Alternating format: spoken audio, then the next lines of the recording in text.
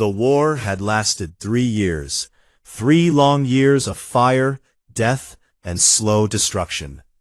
The Valori people had watched their cities burn one by one. They had seen their ships fall from the sky like broken birds.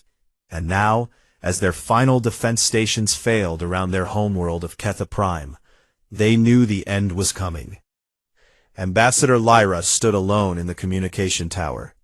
The building shook as another explosion hit somewhere in the distance. Dust fell from the ceiling and covered her pale blue skin. Her large, dark eyes stared at the broken equipment in front of her. Most of it no longer worked.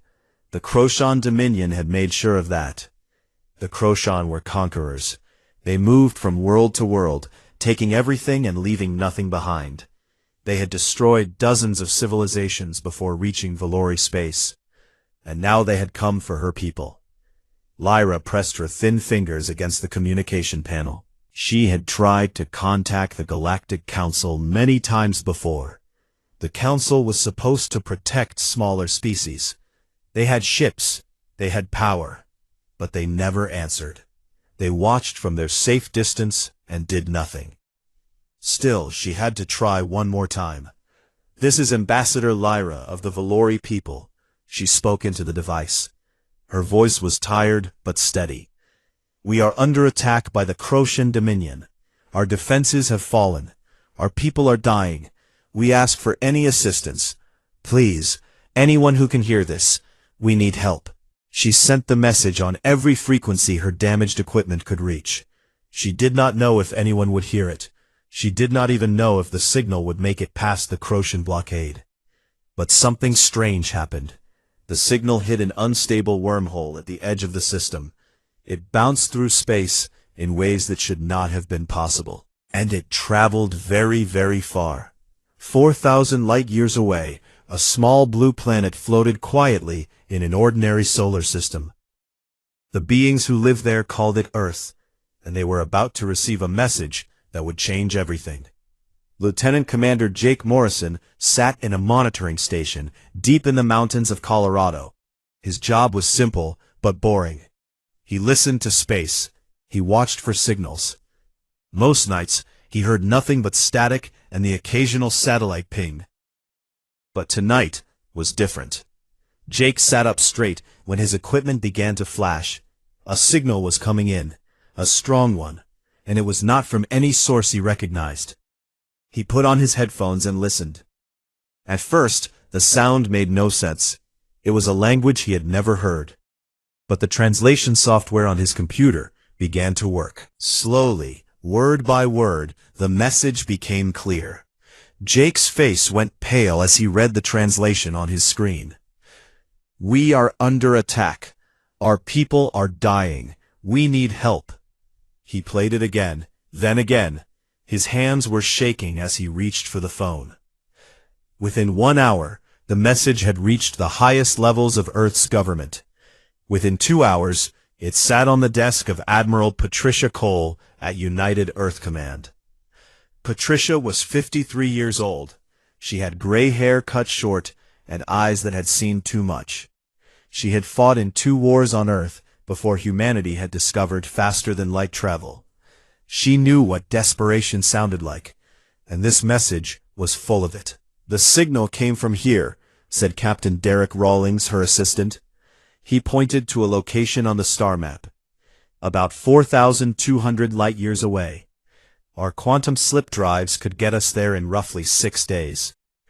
Patricia studied the map in silence. She looked at the face of the alien woman, frozen on her screen. Blue skin, dark eyes, fear. "Do we know anything about these Valori?" she asked. "Nothing," Derek replied. "They are not in any database. Neither is this Kroshan Dominion that is attacking them. So we would be flying blind into an unknown conflict." "Yes, Admiral." Patricia walked to the window of her office. Outside, she could see the ships of the First Fleet resting in their stations, 127 vessels, the pride of Earth's young space navy. They had been built to explore the stars, not to fight wars in distant galaxies. "This message was not meant for us," Derek said carefully. They were calling for someone else, some galactic council. This is not our fight. Patricia did not turn around. Someone asked for help. Someone we do not know. Someone who might not even want human involvement.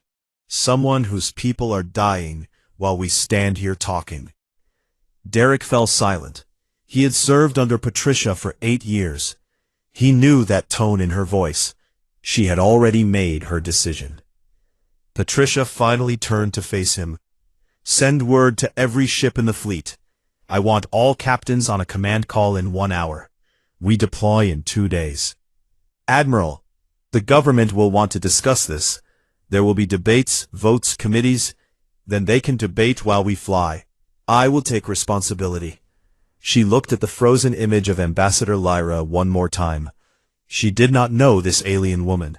She did not know her people or their culture or their history. But she knew fear when she saw it. She knew what it looked like when someone screamed into the darkness, hoping anyone would hear. And she knew that humanity did not ignore such screams. 2 days later, the first fleet launched from Earth's orbital stations. 127 ships, carrying over 40,000 men and women. They had no idea what waited for them. They had no treaties with the Valori, no intelligence on the Ktha, and no guarantee they would survive. News stations on Earth broadcast the departure live. Some people called the mission foolish. Others called it arrogant. A few politicians demanded that the fleet be recalled immediately. But on the ships themselves, there was no doubt.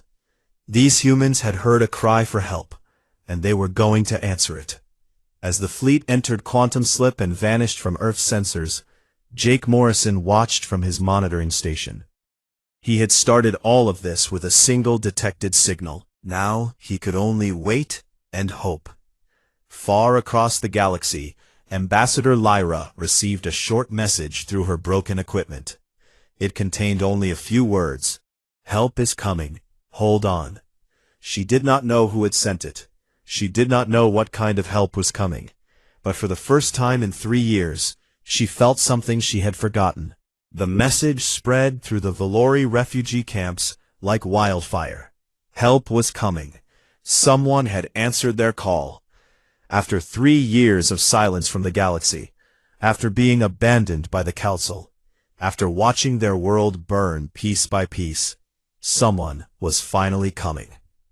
But not everyone believed it. Commander Thren stood in the damaged war room beneath the capital city.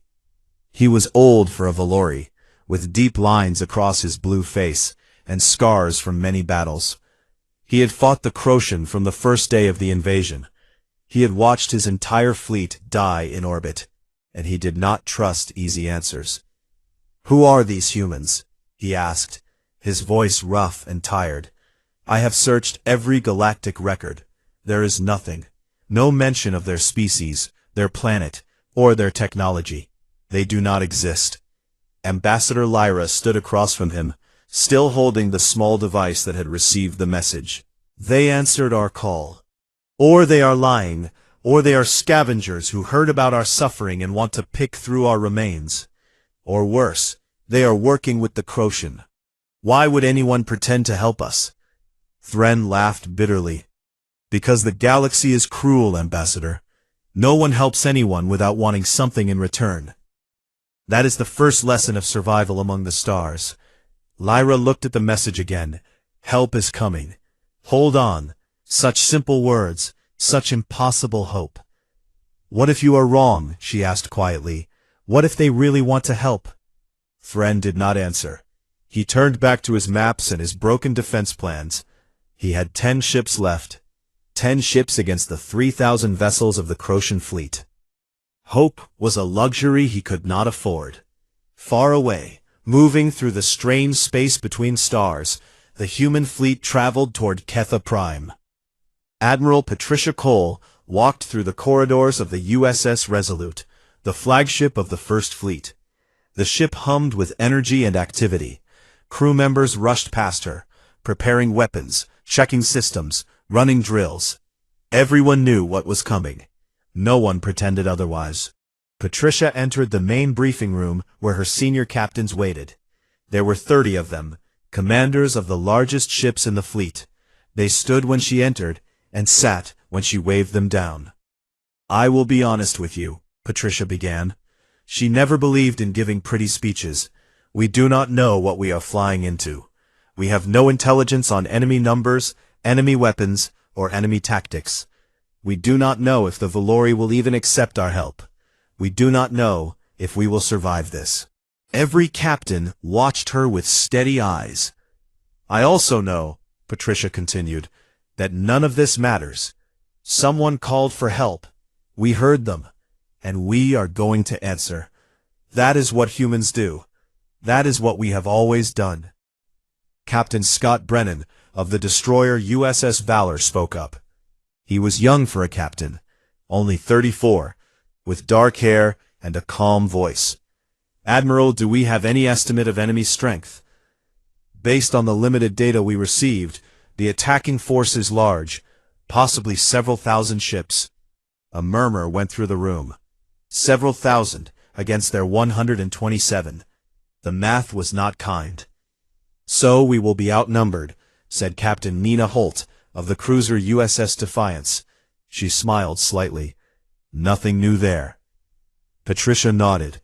"We will use speed and aggression. Our ships are smaller than most galactic vessels, but they are fast and well-armed. We hit hard. We hit first, and we do not stop until the fight is over." The captains began discussing tactics. They talked about strike formations, and flanking maneuvers, and point defense coordination. These were soldiers who had trained their entire lives for moments like this. Fear was present, but it sat quietly in the corner. It did not control them. Meanwhile, in the Ktha system, the Crocian Dominion received strange news. Warlord Ktha sat on his command throne, aboard the massive battleship Endless Hunger. He was a large creature, covered in dark scales, that shifted color when he moved. His eyes were yellow and cold like a snake.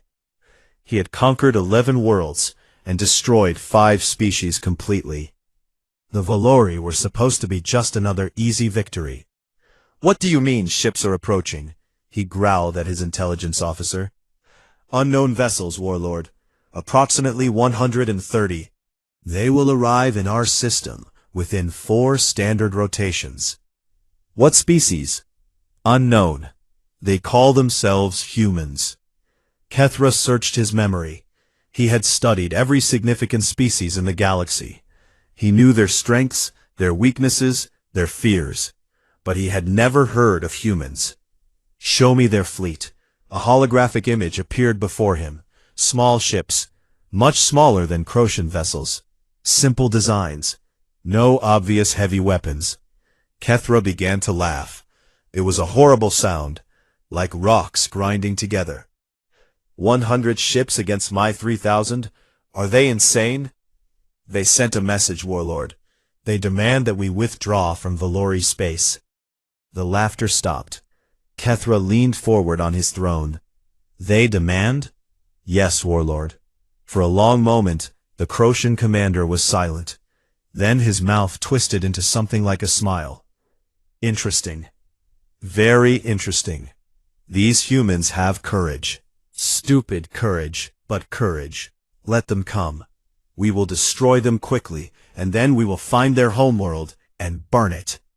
He waved his officer away and returned to watching the siege of Ktha Prime. The Valori were almost broken. A few more days, and their last defenses would fall. These humans, whoever they were, would not change anything. But deep in his cold mind, a small doubt appeared. He pushed it away quickly. Any species willing to fly towards certain death with such confidence was either very foolish or very dangerous. Ktha had built his empire by destroying foolish species. He had never met a dangerous one. On the USS Resolute, Admiral Cole received word that the Crocian had detected their approach. She was not surprised. Stealth was not part of her plan. She opened a channel to the entire fleet. They know we are coming. Good. I want them to see us. I want them to watch us approach and think about what kind of people would fly into impossible odds to help strangers. I want them to wonder what they have gotten themselves into. She paused and looked at the faces of her bridge crew. Lieutenant Megan Torres at Tactical, Ensign Tyler Grant at Navigation, Commander Pete Garrison at Operations. Good people, brave people. We are going to shock them, Patricia said. We are going to hit them harder than they have ever been hit. And when this battle is over, every species in this galaxy will know that humanity does not abandon those who ask for help. The crew responded with silence and nods. No cheering, no dramatic speeches, just quiet determination. 4 days later, the human fleet dropped out of quantum slip at the edge of the Ktha system.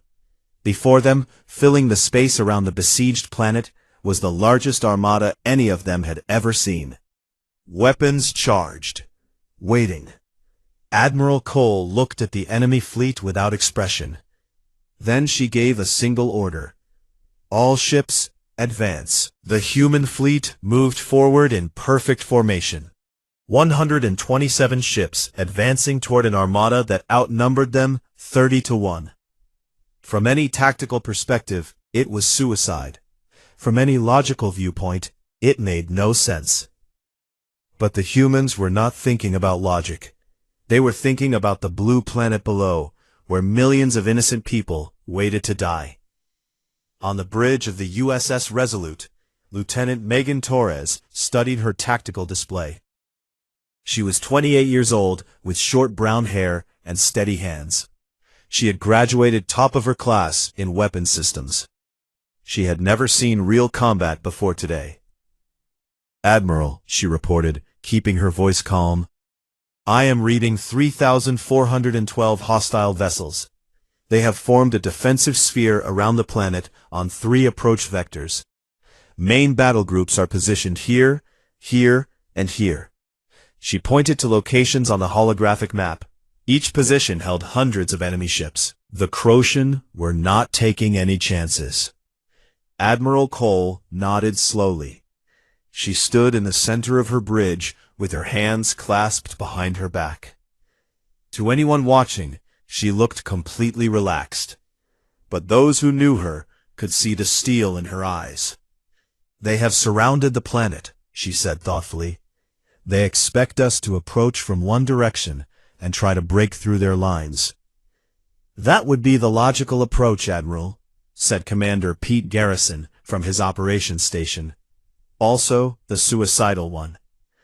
Then we will not be logical. Patricia smiled slightly. Split the fleet into 4 strike groups. We attack from all directions at once. Make them spread their forces. Garrison blinked. Admiral, that will thin our already small numbers even further. Yes, but it will also confuse them. They have never fought humans before. They do not know how we think. Let us use that. Ships began to separate into 4 groups, each one moving toward a different section of the Ktha sphere. It was a bold plan. It was possibly a foolish plan. But it was unexpected, and in war, the unexpected could be powerful.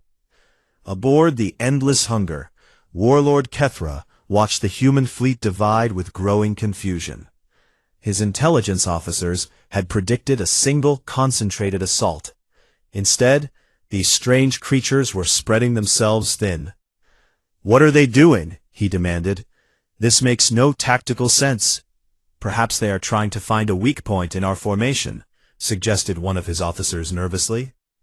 There are no weak points. We outnumber them 30-1 at every position. Kethra's yellow eyes narrowed. They are either incredibly stupid, or they know something we do not. He activated his communication system. Open a channel to the human flagship. I want to speak with their commander. A moment later, Admiral Cole's face appeared on his screen. She looked calm. Too calm. Ktha felt that small doubt in his mind grow slightly larger. Human commander, he growled. I am Warlord Ktha of the Ktha Dominion. You have entered our space. Your fleet is small and weak. Turn back now, and I may allow you to leave alive." Patricia Cole looked at the alien warlord without any sign of fear. She saw a creature that had killed millions, destroyed civilizations, and built an empire on suffering. She had met beings like him before, back on Earth, wearing different faces. She was not impressed. "I am Admiral Patricia Cole of the United Earth Navy," she replied. "You are engaged in the unlawful siege of a civilian population. You have 1 hour to withdraw your forces." Silence. Then Ktha began to laugh. "You are giving me an ultimatum? You with your tiny fleet? Do you not see what surrounds you, human? I have 3,000 warships. You have barely 100. You cannot win this fight." "I know the numbers," Patricia said calmly. "Then you know you will die." "Possibly. But we did not come here to survive. We came here to help people who called for us. That is what we do." Ktha stopped laughing. He leaned forward on his throne and studied this strange human carefully. Her face showed no fear, no desperation, no second thoughts. She looked at him like he was a problem to be solved, nothing more. "You are insane," he said finally. "We are human. You will learn the difference." Patricia smiled. It was not a friendly smile. "I am trying to give you a fair chance, Warlord. I suggest you take it. You have 59 minutes remaining." She cut the transmission. On the surface of Ktha Prime, Ambassador Lyra watched the exchange through her damaged communication equipment. She had never seen anything like it. A single commander, hopelessly outnumbered, threatening the most powerful warlord in the quadrant. Commander Thren stood beside her, his mouth hanging open in disbelief. Did she just tell Ktha to surrender?" he whispered. "Yes," Lyra replied, equally stunned.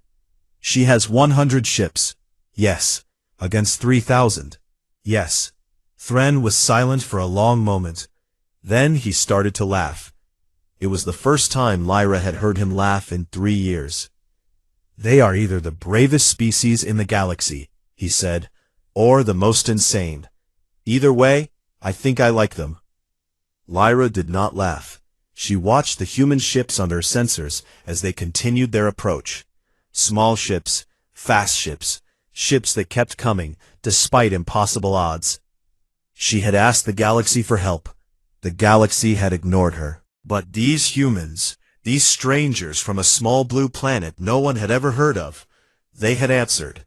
They had traveled thousands of light years to fight a battle that was not theirs, for people they had never met. "Why?" she whispered to herself. "Why would they do this?" The hour passed. The Crocian did not withdraw. Warlord Ktha was too proud, too confident, too certain of his victory. He had never lost a battle in his entire life. He was not about to start now. On the bridge of the USS Resolute, Admiral Cole checked the time. 60 minutes exactly. "Time is up," she announced. "All ships prepare for combat." Across the fleet, weapons powered up, shields activated. Pilots strapped into their fighters. Marines checked their weapons one last time. Everyone knew this was the moment. There was no turning back now. "Admiral," said Ensign Tyler Grant from the navigation station, "the enemy fleet is holding position. They are not moving to intercept. They want us to come to them," Patricia replied. "They think we will break against their lines. Let us show them how wrong they are." She opened a channel to the entire fleet, one last time. "This is Admiral Cole. In a few minutes, we will engage a force much larger than our own. Some of us will not survive. But every ship we destroy, every minute we fight, gives hope to the people on that planet below. We are here because they called for help, and we answered. That is who we are. That is what humanity means." She paused, looking at the massive enemy fleet on her screen. "All ships, attack." The 4 strike groups surged forward simultaneously. Engines at full power, weapons ready. The humans did not hesitate, did not slow down, did not show any fear. They flew straight into the storm. The first Croatian ship exploded at exactly 1432 Earth Standard Time. A missile from the destroyer USS Valor struck its reactor core and turned it into a ball of expanding fire and metal. Captain Scott Brennan watched the explosion through his bridge window and felt nothing but cold determination. "Target destroyed," reported his weapons officer, moving to next target. "Do not slow down," Brennan ordered. "Keep pushing forward. Do not give them time to organize." All around him, the battle had begun. Human ships poured into the Croatian formation from 4 different directions at once. The enemy fleet, designed for slow and methodical warfare, struggled to respond. They had expected the humans to approach carefully, to probe for weaknesses, to fight like every other species in the galaxy. Instead, the humans attacked like they had nothing to lose. On the bridge of the Endless Hunger, Warlord Ktha watched in growing disbelief as his carefully planned defense fell into chaos. The human ships were everywhere at once. They did not maintain safe distances. They did not wait for optimal firing solutions. They flew directly into the heart of his formations and started shooting at point-blank range. "What are they doing?" he roared at his tactical officers. "This is not how wars are fought." They are being extremely aggressive, Warlord," one officer stammered. "Our ships are having difficulty tracking targets. The humans are too fast and too unpredictable." "Then concentrate fire, destroy them one by one." But that was easier said than done. The human ships moved constantly, weaving through the larger Croatian vessels like insects around a slow animal. Every time a Croatian gunner locked onto a target, it was already gone, replaced by 2 more attacking from different angles. Aboard the USS Resolute, Admiral Patricia Cole commanded the battle from her damaged bridge. The flagship had already taken several hits. Smoke filled the air, and emergency lights flickered red. But the ship kept fighting, and so did its crew. "Strike Group 2, reinforce the western approach," Patricia ordered calmly. "Strike Group 4, push toward the planetary defense perimeter. We need to break their siege line." Lieutenant Megan Torres worked furiously at her tactical station. Sweat ran down her face, but her hands never shook. "Admiral, we have lost 14 ships. Enemy losses are currently at 247. And keep firing." On the surface of Ktha Prime, Ambassador Lyra watched the battle through her sensors. She had seen many battles in the past 3 years. She had watched her own fleet die in orbit above her world. But she had never seen anything like this. The humans were losing ships, dozens of them. Their small vessels exploded under concentrated Croatian fire, their crews dying in silent flashes of light. But for every human ship that fell, 5 or 6 Croatian vessels fell with them. And still, the humans kept coming. "Why do they not retreat?"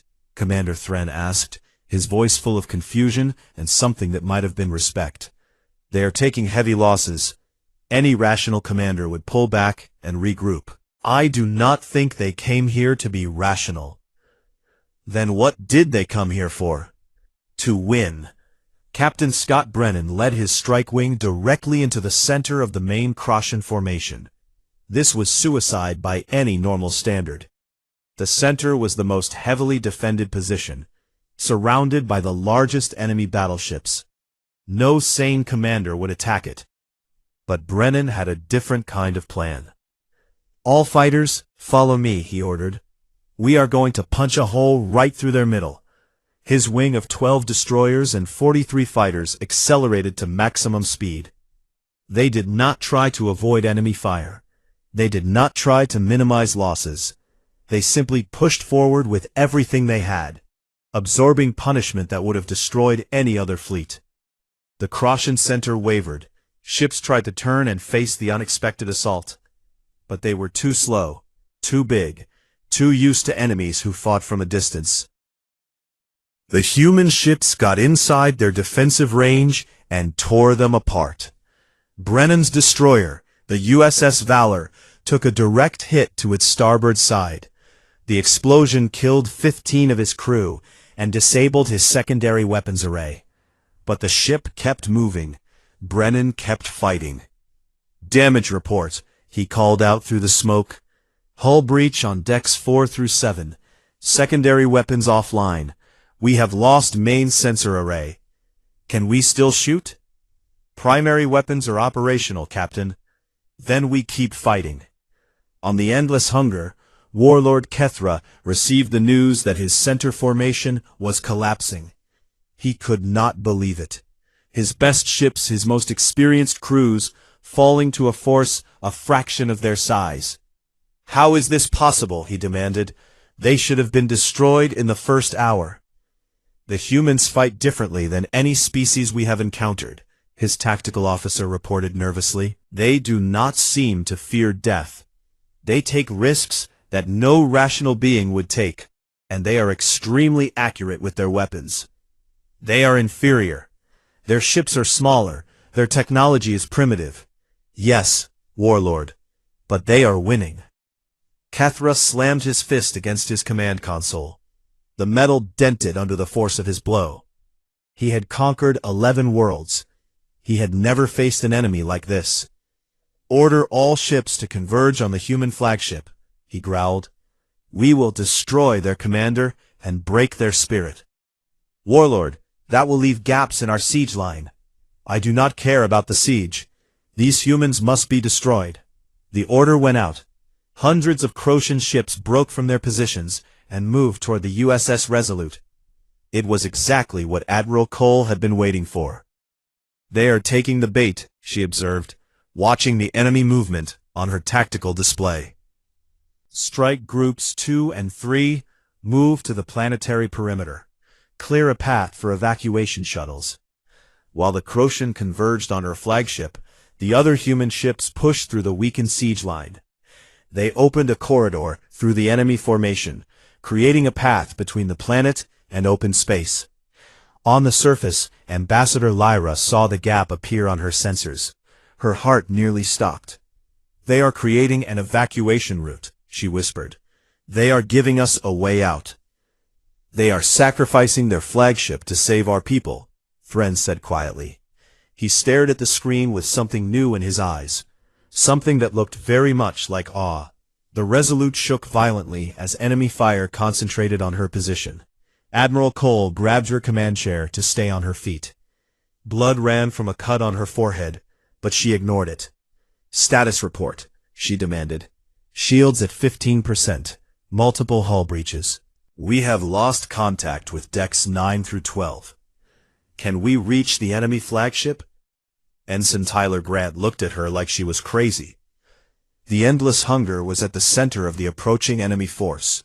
Fighting toward it would mean flying through hundreds of hostile ships. "It would be extremely difficult, Admiral," he said carefully. "I did not ask if it would be difficult. I asked if we can reach it." Grant looked at his navigation console, then he looked at the determination on his admiral's face. "Yes, ma'am, we can reach it." "Then take us in." The Resolute turned toward the enemy flagship. Its engines roared to maximum power, and Admiral Patricia Cole, commanding a broken ship with a wounded crew, charged directly at the heart of the Croatian fleet. Around her, the battle continued. Ships exploded on both sides. Humans died. Croatian died. The space around Ktha Prime filled with wreckage and fire. But the evacuation corridor stayed open, and below, Valori transports began lifting off the surface, carrying civilians to safety. The humans had come to help, and they would not stop until the job was done. The USS Resolute was dying. Fire burned in half its compartments. Its shields had failed completely. Its hull had more holes than solid metal. But it kept moving forward, pushing through the heart of the Croatian fleet toward the Endless Hunger. Admiral Patricia Cole stood on her broken bridge, surrounded by smoke and sparks. Half her crew was dead or injured. The lights flickered with every impact. But she did not move from her position. She did not show any fear. "Distance to enemy flagship," she called out. Ensign Tyler Grant checked his damaged console. 2,000 meters in closing. We are almost in point-blank range. Good. Prepare all remaining weapons. On the Endless Hunger, Warlord Ktha watched the human flagship approach with something he had never felt before. Fear. This ship should have been destroyed long ago. It should have retreated when its shields fell. It should have surrendered when its weapon systems began to fail. But it kept coming. It came at him like death itself, refusing to stop, refusing to die. "Destroy that ship," he screamed at his weapons officers. "Now!" The Endless Hunger unleashed everything it had at the approaching Resolute. Missiles, energy beams, railgun projectiles. The space between the two ships filled with fire. And still the Resolute came. "Admiral, our primary weapons are charged," Lieutenant Megan Torres reported. Her face was bloody, her uniform torn, but her voice was steady. "We have one shot left." Patricia nodded. "Make it count." The two ships were close enough now that their crews could almost see each other through their windows. The Resolute, small and broken and burning. The Endless Hunger, massive and powerful and confident. It should not have been a contest. "Fire," Patricia said simply. The Resolute unleashed its final barrage. Every weapon it had left, every missile, every gun, fired at the same moment. The blast hit the Endless Hunger in its center mass, exactly where its reactor core was located. The Ktha flagship exploded. The blast was enormous. It swallowed the Endless Hunger completely and sent shockwaves rippling through the surrounding ships. Warlord Ktha, conqueror of 11 worlds, destroyer of civilizations, died in an instant of fire and light. The Resolute barely survived the explosion. The shockwave threw it backward, tumbling through space like a leaf in a storm. Emergency systems screamed warnings. Crew members were thrown from their stations. But the ship held together. Barely. "Status report," Patricia gasped, pulling herself up from the floor. "We are alive, Admiral," said Commander Pete Garrison. He looked as surprised as everyone else.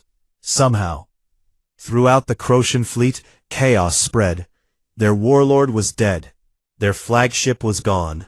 Their chain of command had been cut. Ships that had fought with confidence moments before now hesitated, uncertain what to do next. Captain Scott Brennan saw the confusion from his position in the enemy center. He opened a channel to all human ships. "The enemy flagship is destroyed. All units press the attack. Do not let them recover." The human fleet, battered and reduced, but far from beaten, surged forward with renewed strength. They hit the confused Ktha ships from every direction, turning hesitation into defeat. The battle lasted 3 more hours, but its outcome was decided in the moment the Endless Hunger died.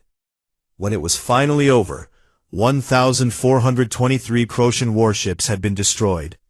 The remaining fleet, leaderless and broken, retreated into deep space. They left behind the wreckage of their failed invasion and the bodies of their fallen warriors. The humans had won, but the victory came at a terrible cost. 63 human ships had been destroyed. Over 8,000 men and women had given their lives. The remaining vessels were damaged, some barely able to fly. Admiral Cole looked at the casualty reports in silence. Each number was a person. Each name was a family that would receive terrible news. She felt the weight of every loss like a stone on her chest. But she also felt something else. Pride. On the surface of Ktha Prime, Ambassador Lyra stood in the ruins of her capital city and watched human shuttles descend through the clouds. Medical teams came first, carrying supplies and equipment to help the wounded. Then came engineers, ready to repair damaged infrastructure. Then came food, water, and shelter for the refugees who had hidden underground for 3 years. The humans did not ask for payment. They did not demand territory. They simply arrived and began helping, as if it was the most natural thing in the world. Admiral Cole came down on the 3rd shuttle. She walked through the ruined streets of the Valori capital, stopping to speak with injured civilians and exhausted soldiers. Her uniform was burned and torn from the battle, but she wore it with dignity. Ambassador Lyra met her in what remained of the council chamber. The two women stood face to face, one blue-skinned and alien, one human and tired. Both had seen too much death. "Why?" Lyra asked. It was the question she had been asking since the beginning. "You did not know us. You owed us nothing. Your people died for strangers. Why did you come?" Patricia looked at the alien ambassador for a long moment.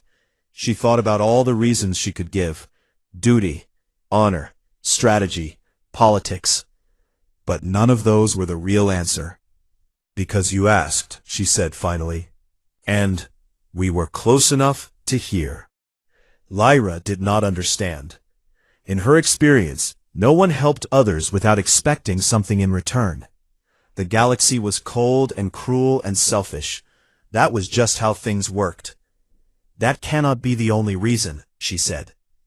"It is the only reason that matters." News of the Battle of Ktha Prime spread across the galaxy within days. The Galactic Council demanded explanations. How had an unknown species defeated the mighty Ktha Dominion?